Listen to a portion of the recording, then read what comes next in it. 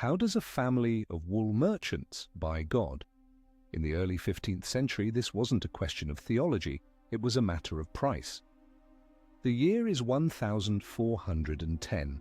The Catholic Church is fractured, bleeding from a schism that has produced not one, but three claimants to the papal throne. One of them, a former pirate named Baldassare Cossa, has clawed his way to the title of antipope John the 23rd. He is a man with a holy title but an unholy past, and he desperately needs money. Not just money, but a financial system, a network that can collect papal revenues from every corner of Christendom and deliver them to his coffers. He finds his man in Florence. His name is Giovanni di Medici. This is not a deal struck in a grand cathedral. It is a pact made in the shadows, a whisper in a back room. Giovanni, the unassuming head of a second-tier banking family, makes a gamble that would make modern venture capitalists tremble. He bets everything on a pirate pope. The established banking houses of Florence, the Bardi, the Peruzzi, they laugh. They are old money, titans who have financed kings and crusades. To them, Giovanni is an upstart, betting on a losing horse in a three-horse race. They could not be more wrong. Giovanni doesn't just offer John a loan, he offers him a revolutionary financial weapon. The Medici Bank becomes the official bank of the papacy. Every indulgence sold, every tithe collected, every fee for a bishop's appointment across Europe now flows through Medici ledgers. The commissions are staggering, but it's more than money, it's information. Giovanni's branch managers in London, Geneva, and Bruges are not just bankers, they are intelligence agents. They know which king is seeking a loan for a war, which duke is on the verge of bankruptcy, which cardinal is susceptible to a bribe. In a world that moves at the speed of a horse, the Medici have created a network that moves at the speed of gold. They knew earlier than anyone else, whoever controls the debts of kings controls the kingdoms themselves. The money from the papacy becomes a torrent, and Giovanni uses it with surgical precision. He doesn't just outcompete his rivals, he exsanguinates them. A whispered rumor of insolvency to a Medici agent in Bruges can trigger a bank run in Florence, destroying a rival family in weeks. A strategically denied loan to a merchant guild can bring a city's economy to its knees, forcing its leaders to turn to the only bank with endless liquidity, the Medici. This is not business, it is financial warfare. While other Florentine patriarchs build tall towers on their palaces as symbols of power, Giovanni remains in his modest home. He wears simple clothes, he speaks softly, he avoids political office. He wants everyone to believe he is just a humble banker. But from his quiet office he is pulling the strings that make the city dance. He is financing the construction of the great dome of the Florence Cathedral, not just out of piety, but because the project employs thousands of workers who become fiercely loyal to the name Medici. He is weaving a web of debt and obligation that ensnares the most powerful families in the city. They come to him for loans for their daughters' dowries, for their sons' political campaigns. They are all, slowly, becoming his clients, his subjects. Florence is still a republic, a proud city of guilds and elected councils, but it is a republic with a secret master, a master who rules not by the sword, but by the ledger. The city does not yet know it is being conquered. It feels only the warmth of Medici gold, the generosity of their patronage. It does not see the iron chains being forged in the vaults beneath the Via Larga. Giovanni di Medici has created a machine, a financial empire that feeds on the sins and ambitions of the powerful. He has turned money into an instrument of absolute, silent control. The pirate pope, John the 23rd, will eventually be deposed. He will die a prisoner. But for the Medici, he was merely the first, most profitable investment. They have tasted real power, the kind that doesn't need a crown or a throne, and they will never let it go. What would you do with such power? Use it to build a golden age or burn your enemies to the ground? This question haunted the Medici for generations. And what about you? A risky deal with a fugitive pope or a safe investment in a stable republic? Let us know in the comments. Your choice reveals more than you think. The machine Giovanni built was inherited by his son, Cosimo de' Medici. Cosimo was a different man. Where his father was cautious and retiring, Cosimo was a quiet predator, a grandmaster of the political chessboard that was Florence. He inherited a fortune, but he also inherited enemies. The old aristocratic families, the Albizzi chief among them, saw the Medici not as public benefactors but as a cancerous growth on the heart of the Republic. Rinaldo degli Albizzi, the proud and hot-tempered head of his clan, decided the cancer had to be cut out. The conflict that ensued was not a war of armies, but a war of whispers, bribes, and street brawls. Florence became a city of two factions. In the taverns and guild halls, men pledged their loyalty not to the Republic, but to either the red and white shield of the Albizzi or the golden balls of the Medici. Agents on both sides spread rumors, dug up scandals, and bought votes in the Signoria, the city's ruling council. Rinaldo, for a time, gained the upper hand. He managed to have Cosimo arrested on charges of treason, of plotting to overthrow the government. The charge was, of course, entirely true. Cosimo was locked in a small cell in the tower of the Palazzo Vecchio. From his window, he could see the courtyard where executions were held. He knew his enemies were debating the method of his death, the axe or the rope. The city held its breath. Would the richest man in Florence meet his end like a common criminal? This is where Medici power revealed its true nature.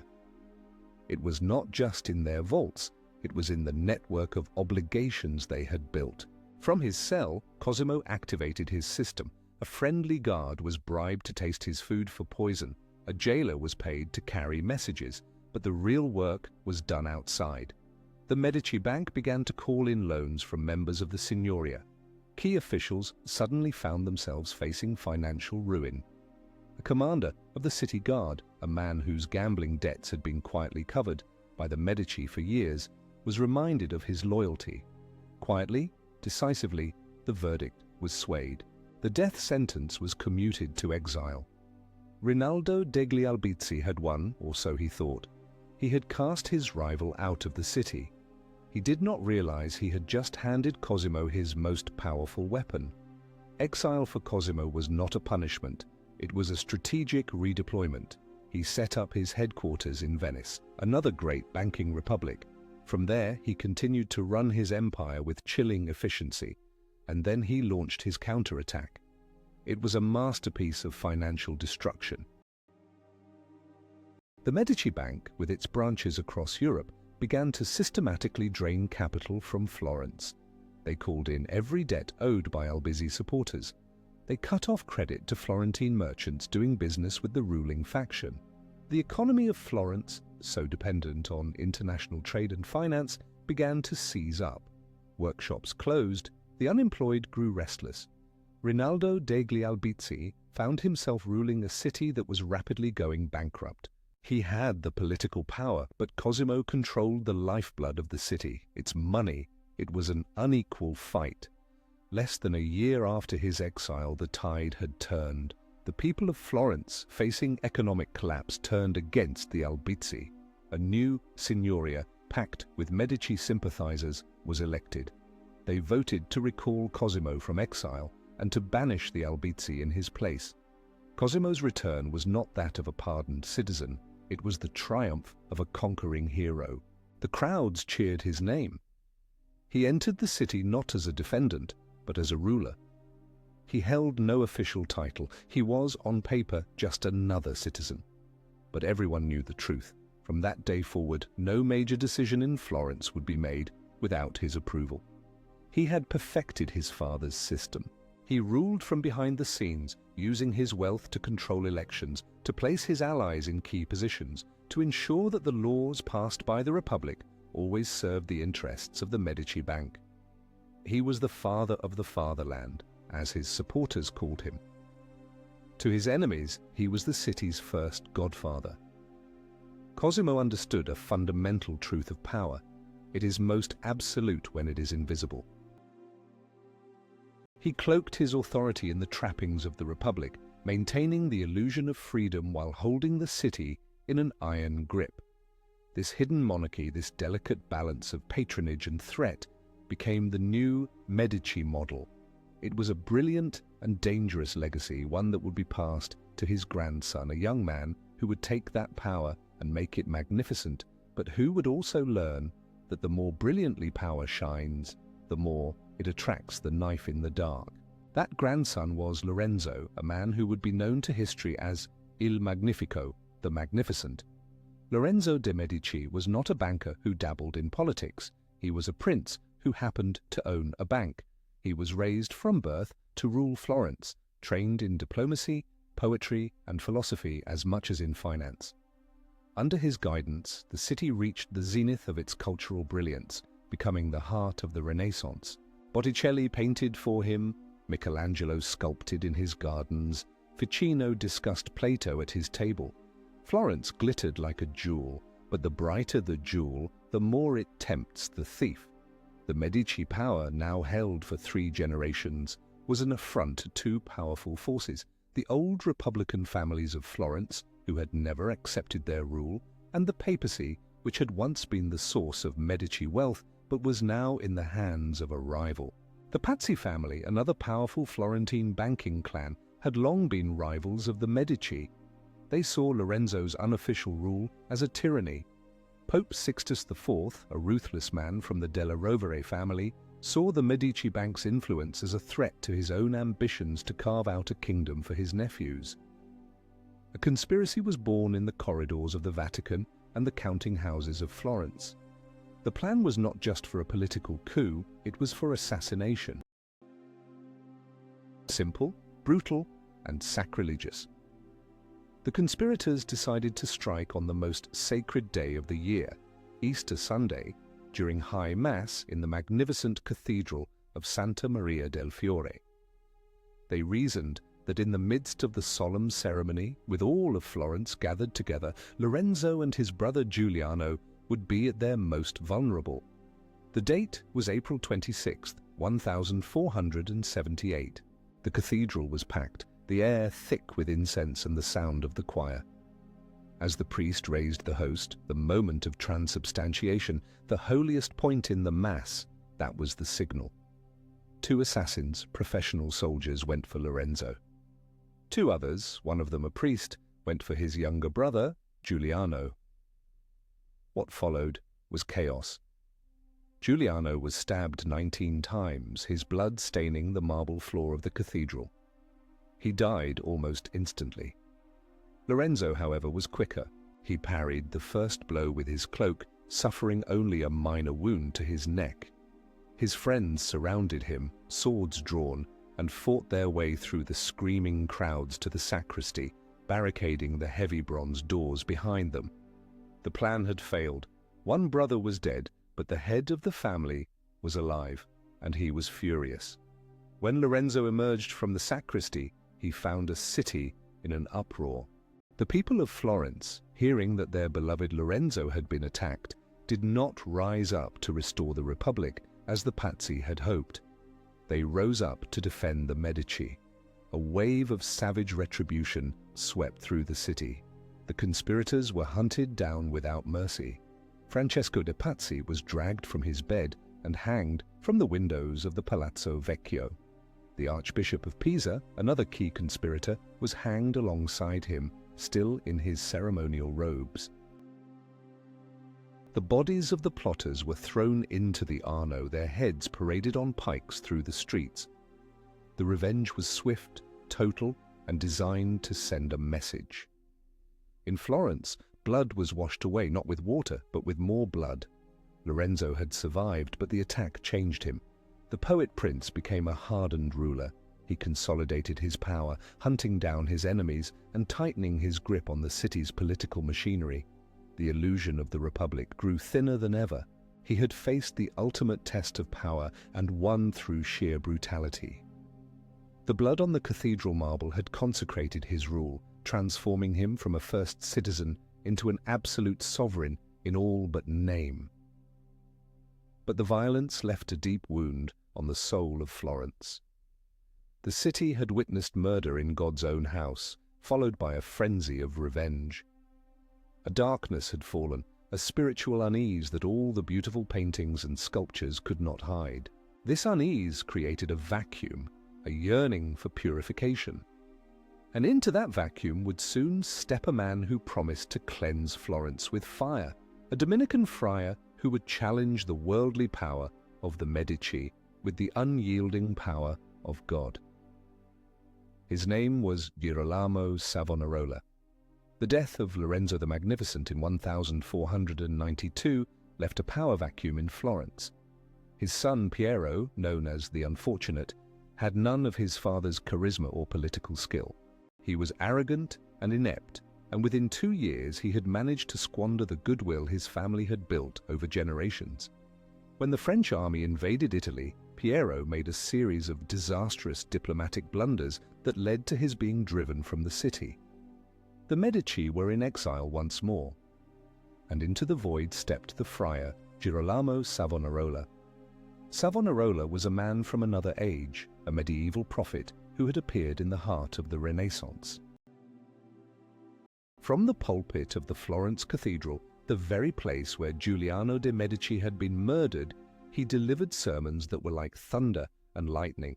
He preached against the corruption of the church, the tyranny of the powerful, and the vanity and luxury that had consumed Florence. He saw the French invasion not as a political event, but as the scourge of God, a divine punishment for the city's sins. His voice was mesmerizing, his prophecies terrifying.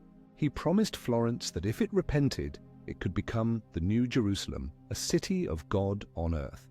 The people, disillusioned with the Medici and frightened by the political turmoil, listened, and they believed. Florence was seized by a wave of religious fervor. Savonarola became the de facto ruler of the city. He established what he called the Republic of Christ, a theocracy that sought to regulate every aspect of public and private life. His followers, known as the Piagnoni or weepers, roamed the streets, encouraging people to give up their worldly possessions. The carnival season of 1497 saw the infamous bonfire of the Vanities. On the Piazza della Signoria, the city's main square, a huge pyre was built. On it, the people of Florence threw anything that might lead them to sin: mirrors, cosmetics, fine dresses, musical instruments, profane books and priceless works of art. Paintings by Botticelli, who had become a follower of the friar, were said to have been consumed by the flames. It was a war on the Renaissance itself, an attempt to erase the legacy of Medici hedonism and replace it with stark piety. But Savonarola's power was built on a fragile foundation of fear and ecstasy. He had powerful enemies. The exiled Medici were working from the shadows, their agents still active in the city, waiting for an opportunity to strike. And the Pope, Alexander VI, a Borgia, a man who knew a thing or two about power and corruption, was not pleased to have a friar in Florence publicly denouncing him as the Antichrist. The Pope excommunicated Savonarola, but the friar defied him, declaring his excommunication invalid. The conflict escalated. It became a battle of wills between the preacher in Florence and the pontiff in Rome. The Vatican brought its immense political and spiritual pressure to bear. Savonarola's grip on Florence began to weaken. The city was divided between his loyal weepers and his opponents, the arrabbiati, or the enraged. Street fights broke out. The economy, neglected in the pursuit of spiritual purity, was failing. The final act came when a rival preacher challenged Savonarola to a trial by fire, to walk through flames to prove the divine origin of his mission. On the appointed day, the whole city gathered in the piazza. But endless theological squabbles and a sudden downpour prevented the ordeal from taking place. The crowd, denied its miracle and its spectacle, turned on Savonarola. His spell was broken. He was arrested by his enemies within the city government. Under brutal torture, he confessed to being a false prophet. On May 23, 1498, on the very spot where he had held his bonfire of the Vanities, Girolamo Savonarola and 2 of his chief lieutenants were hanged and then burned. The ashes of the prophet who had challenged the bankers were thrown into the Arno. The Medici would eventually return to Florence, but the city was forever changed. It had been caught in a brutal tug-of-war between two absolute powers, the power of money, which sought to control the world as it is, and the power of faith, which sought to reshape the world into what it should be. The bonfire of the prophet was extinguished, but the questions it raised lingered in the smoke-filled air. Who was truly the more dangerous force for Florence? A tyrant who gave the people magnificent art, or a prophet who gave them zealous faith? Tell us your verdict. Was the real enemy the corrupt banker or the fanatical monk? Your answer in the comments helps us understand the price of power. With Savonarola gone and the Republic weakened by years of internal strife, the path was cleared for a Medici restoration. But this time, their ambition would not be confined to Florence. They set their sights on the grandest prize of all, the papal throne. The family had learned a crucial lesson. Why simply be the Pope's banker when you could be the Pope himself? In 1513 their moment came. Giovanni de' Medici, the second son of Lorenzo the Magnificent, was elected Pope, taking the name Leo X. The Medici had finally purchased God himself. Leo was a true Medici. He was a man of refined tastes, a lavish patron of the arts, and a connoisseur of the good life. His famous remark upon his election was, "Since God has given us the papacy, let us enjoy it." And enjoy it he did. The papal court became the most extravagant in Europe. Leo spent fortunes on artists like Raphael, on grand building projects, on sumptuous banquets and elaborate hunts. He depleted the papal treasury with breathtaking speed. To finance this lifestyle and his ambitious project to rebuild St. Peter's Basilica in Rome, Leo turned to a familiar Medici tool: finance, but on a divine scale. He dramatically expanded the sale of indulgences. This was a theological concept twisted into a massive commercial enterprise. For the right price, a sinner could buy a piece of paper that promised to reduce their time, or a loved one's time, in purgatory. It was, in essence, a spiritual get-out-of-jail-free card. Agents fanned out across Europe, marketing these indulgences with the skill of modern salesmen. The slogan attributed to one of them, Johann Tetzel, was brutally effective: "As soon as a coin in the coffer rings, the soul from purgatory springs." This monetization of salvation was a step too far for many.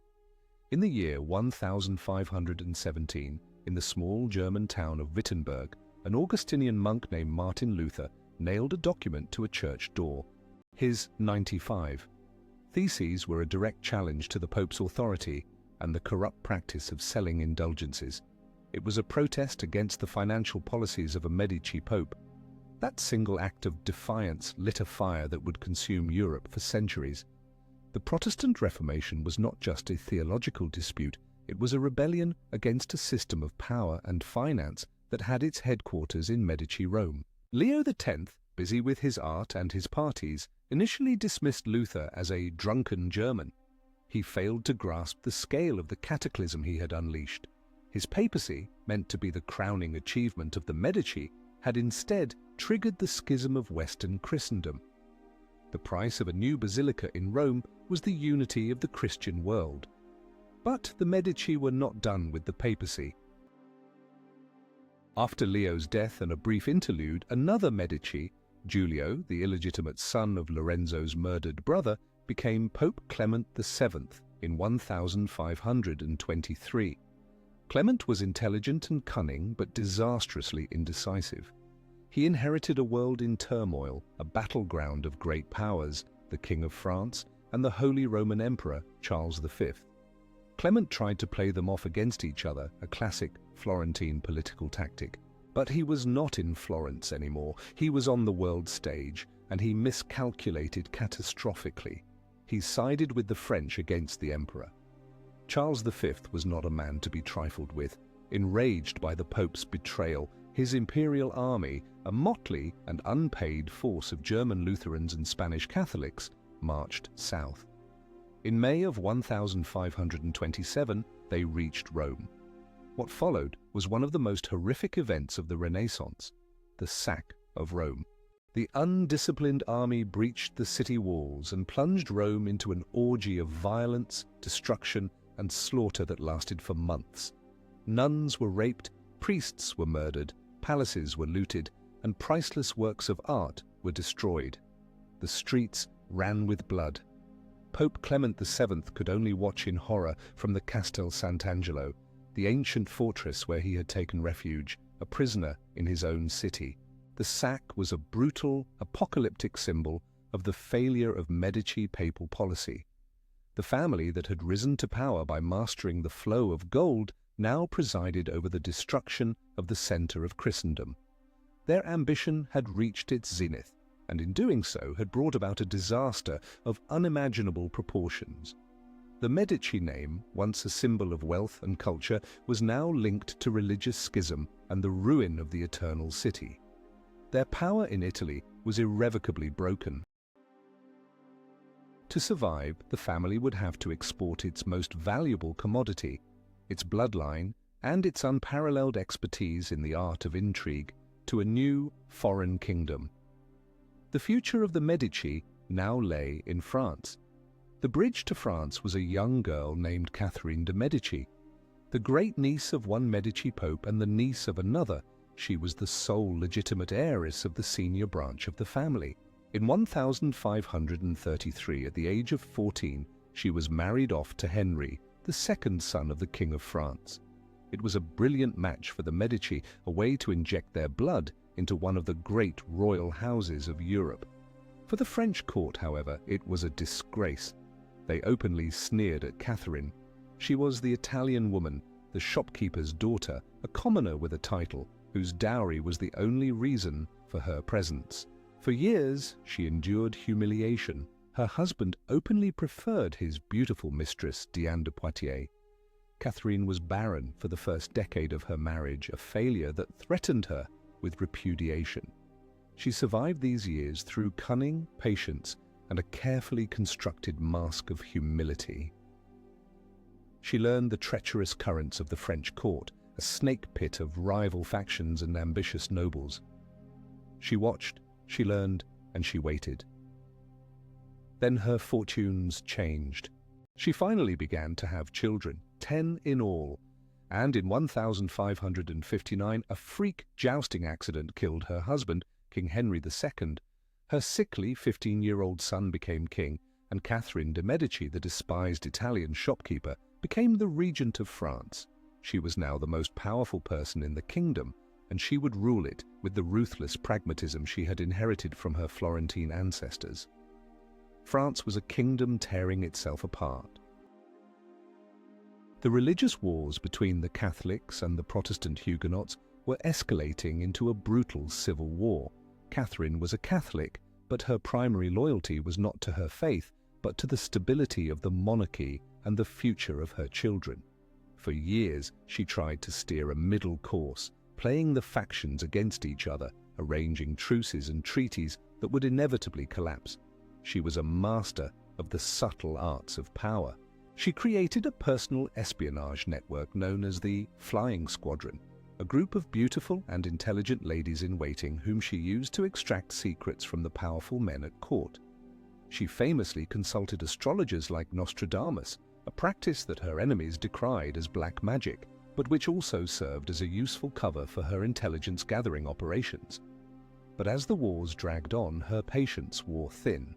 The Huguenot leader, Admiral de Coligny, was gaining increasing influence over her son, King Charles IX, and was pushing for a war with Catholic Spain that Catherine believed would be disastrous for France.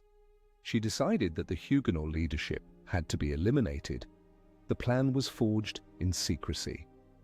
As a gesture of reconciliation, a marriage was arranged between Catherine's daughter and the young Huguenot king, Henry of Navarre. The Huguenot nobility flocked to Paris for the wedding in August of 1572. It was a trap. In the early hours of August 24th, St. Bartholomew's Day, the killing began. Royal troops assassinated Admiral de Coligny and other Huguenot leaders, but the targeted assassinations quickly spiraled into a citywide massacre. The Catholic citizens of Paris, whipped into a frenzy by years of religious hatred, went on a rampage. For 3 days, they slaughtered Huguenot men, women, and children. The Seine was so full of bodies that no one would eat fish from it for months. The massacre spread to other cities across France. Thousands were killed. Catherine de' Medici, watching from a window in the Louvre, had unleashed a monster. She may not have intended the scale of the slaughter, but she had certainly created the conditions for it. She had learned in Florence that a well-timed massacre could be cheaper than a long war. The St. Bartholomew's Day massacre would forever blacken her name. She would be remembered as the Black Queen, the Machiavellian poisoner who brought the dark arts of Italian politics to France. But in her own mind, she had done what was necessary to preserve the monarchy. She had exported the Medici method, absolute power maintained by any means necessary, and as she ruled with blood and iron in France, a distant cousin back in Florence was applying the same lessons, finally dropping the family's pretense of republicanism and forging a new, absolute state with an iron fist. While Catherine de' Medici was mastering the art of survival in the treacherous French court, Florence was undergoing its own transformation. The Republic, which the Medici had so skillfully manipulated for a century, was finally dead. In its place rose a new form of power, open, absolute, and unashamed. The architect of this new order was Cosimo I de' Medici. He came to power in 1537 as a teenager, chosen by the city's council after the assassination of the previous Medici duke. They thought he would be a puppet, a figurehead they could control. They were catastrophically mistaken. Cosimo I was not like his banking ancestors. He was a soldier and an administrator, cold, ruthless, and brutally efficient. He had no patience for the charade of republican government. He intended to be a monarch, in fact, as well as in name. One of his first acts was to crush a rebellion by the last defenders of the Florentine Republic at the Battle of Montemurlo. He showed no mercy. The captured leaders were publicly executed in the Piazza della Signoria. The message was clear. The old ways were over. Cosimo systematically dismantled the remaining institutions of the Republic and created a centralized autocratic state with himself at its head.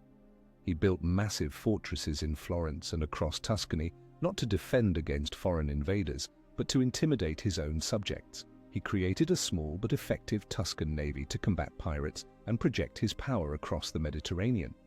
But his most effective tool of control was internal. He established a formidable secret police, the Otto di Guardia e Balia, the Eight of Guard and Power. This organization was his eyes and ears. Its agents and informants infiltrated every level of society, from the noble palaces to the artisans' workshops. No one could be sure who was a spy. Dissent was ruthlessly suppressed. Political enemies, even those who had fled into exile, were hunted down by assassins. Cosimo was suspected of ordering the deaths of his own two sons to resolve a family dispute. His power was built not on the goodwill that came from wealth, but on the cold, hard currency of fear. The Republic was a beautiful memory. The Grand Duchy of Tuscany was a cold, hard fact. Under Cosimo, the nature of Medici power had fundamentally changed. It was no longer the subtle, behind-the-scenes influence of a banker. It was the absolute, top-down authority of a king. He commissioned magnificent works of art and architecture, like the Uffizi building, not just for beauty, but as propaganda, as overwhelming displays of his power and wealth. He moved the family residence from the modest Medici palace to the massive Pitti Palace on the other side of the Arno, a home befitting a monarch.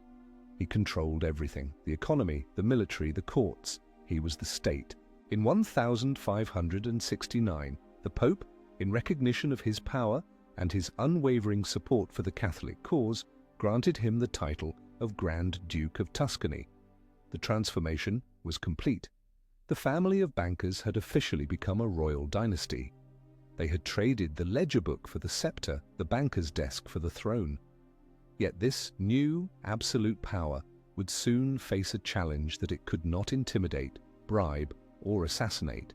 It would come not from a political rival or a foreign army, but from the stars themselves.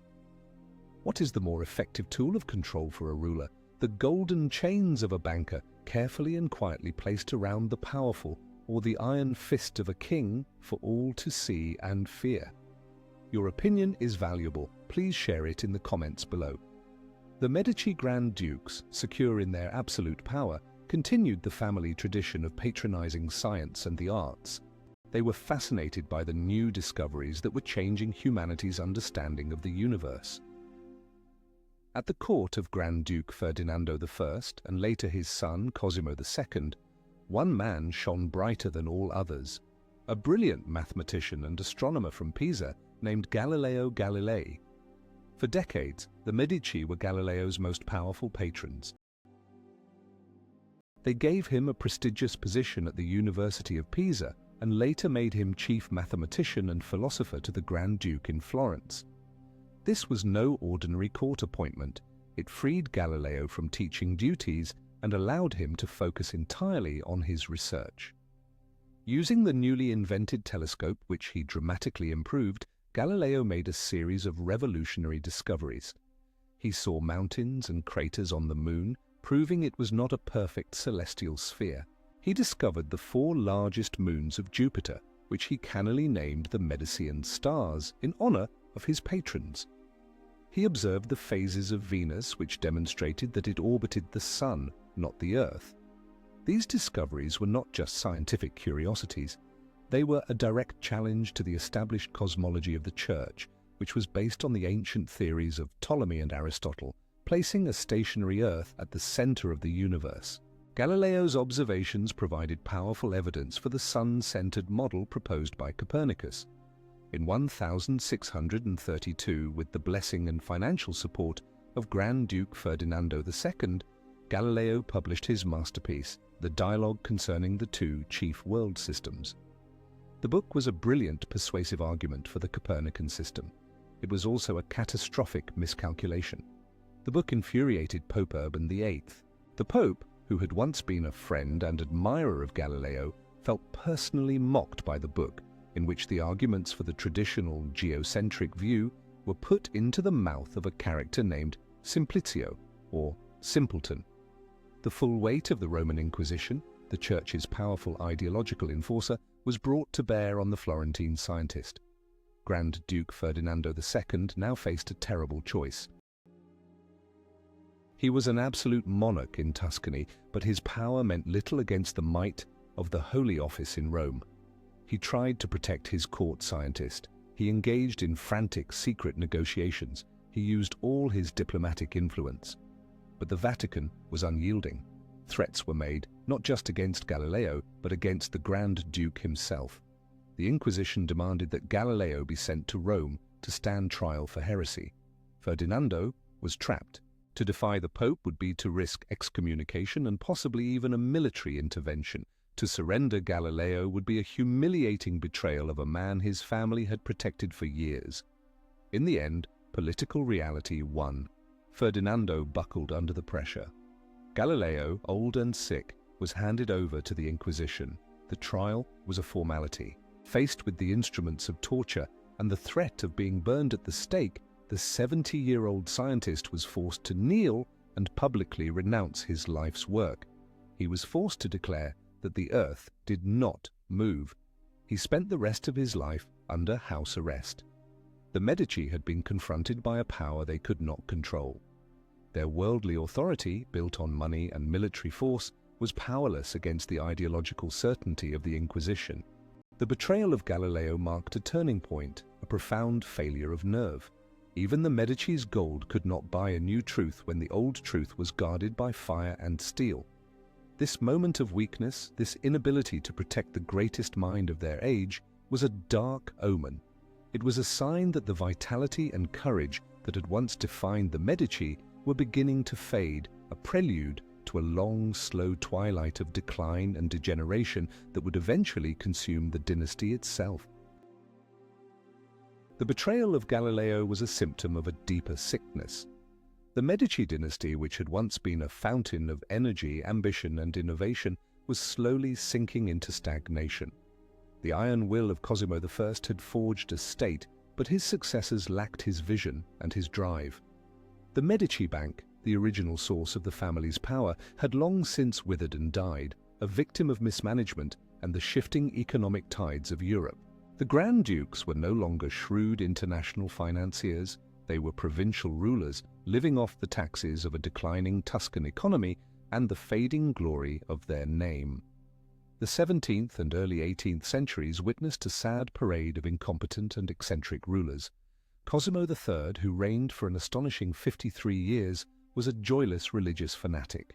He imposed crippling taxes and puritanical laws on his subjects, banning celebrations and turning Tuscany into a gloomy, priest-ridden state. He spent a fortune on religious relics while his people starved.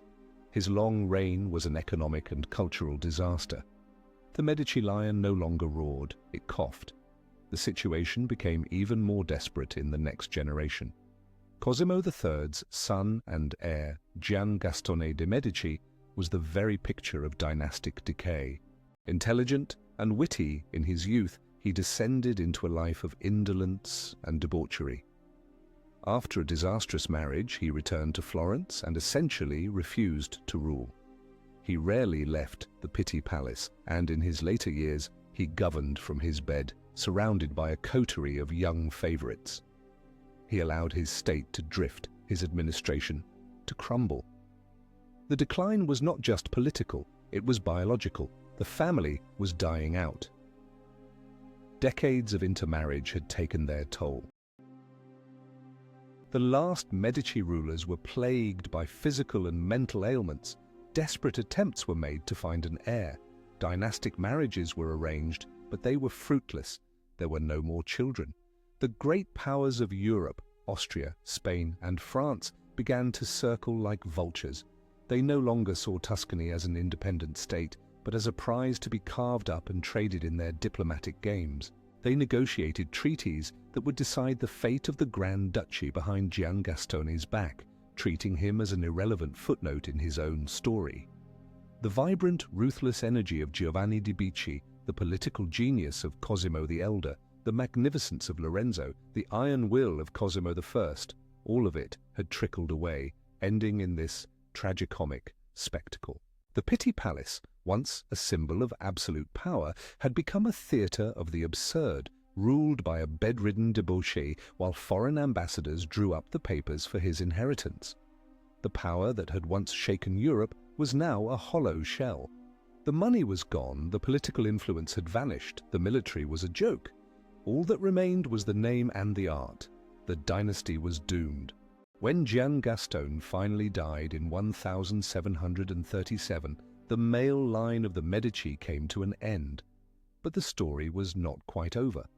The family had one last card to play, one final act of genius that would prove more lasting than any of their political triumphs. The future of the Medici legacy now rested in the hands of the last of the line, a woman who understood that true power is not always held by kings. Her name was Anna Maria Luisa de' Medici. Anna Maria Luisa de' Medici, sister of the last Grand Duke, Giangastone, was the last of her name. A widow, childless, she watched as the great European powers handed her family's Grand Duchy to the House of Lorraine. She knew the dynasty was extinct. She also knew that the new rulers and every other monarch in Europe coveted the single greatest asset the Medici still possessed, their unparalleled art collection. For 3 centuries, her family had accumulated masterpieces. The Uffizi, the Pitti Palace, their numerous villas, they were overflowing with works by Michelangelo, Raphael, Donatello, Botticelli, Leonardo da Vinci, and countless others. It was the most magnificent collection of art the world had ever seen. The new Grand Duke of Tuscany, Francis of Lorraine, was also the husband of the Austrian Empress Maria Theresa. It was widely expected that he would do what any sensible conqueror would do, pack up the art and ship it to Vienna to adorn his imperial palaces. The legacy of the Medici, the soul of Florence, was about to be plundered and scattered to the winds. But Anna Maria Luisa was a true Medici. She was shrewd, tough, and a brilliant negotiator. She understood that while she had lost all political power, she still held a form of legal, and moral ownership over her family's property. She entered into complex and difficult negotiations with the new rulers. She was the last of a dying line, a solitary woman facing the might of the Habsburg Empire. She played her hand perfectly. On October 31st, 1737, she signed a document that would change the course of cultural history. It is known as the Patto di Famiglia, the family pact. The document was her final will and testament, but it was also a binding international treaty. In it, she bequeathed the entire artistic patrimony of the Medici, every painting, every statue, every manuscript, every jewel, not to the new ruling house, but to the state of Tuscany, and, through it, to the city of Florence. But there was one crucial, ironclad condition. Nothing could ever be removed from Florence. The collection had to remain, for the benefit of the public of all nations, an attraction for foreigners that would forever bring prestige and commerce to the city. It was an act of breathtaking foresight. With a single stroke of a pen, Anna Maria Luisa checkmated the kings and emperors. She could not save the dynasty, but she could save its soul. She transformed the private property of a fallen princely house into the public heritage of humanity. She invented the modern concept of a state-owned museum, a collection held in trust for the world. They had lost an empire of coin and blood, but won an eternity in stone and canvas. The power of the Medici, which began as a secret entry in a banker's ledger, which grew into a force that could make and unmake popes, which funded the Renaissance and tore Christendom apart, had finally transformed. The ephemeral power of money and politics had vanished. In its place was something new, something immortal, the power of art. The Medici are gone, but every day thousands of people walk through the Uffizi and the Pitti Palace, gazing upon the beauty that this family of bankers and tyrants collected. Their final act was not one of conquest, but of surrender, a gift to the city they had both nurtured and oppressed, a final, brilliant investment that continues to pay dividends to this day. The Medici built their power on money and fear, but they have remained in eternity thanks to the art they bequeathed to everyone.